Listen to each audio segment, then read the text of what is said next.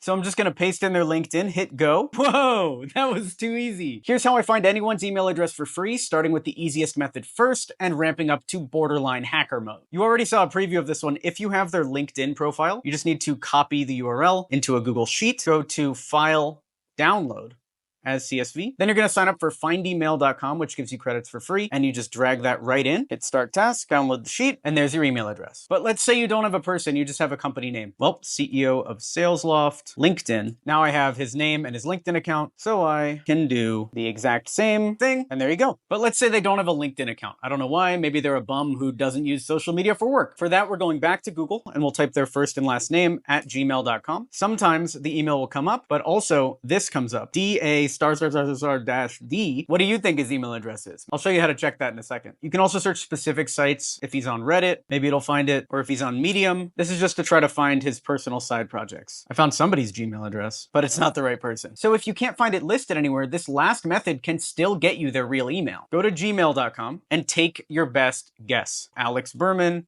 at gmail.com. If it's real, you'll see it. So I don't know who this guy is, but it's not me.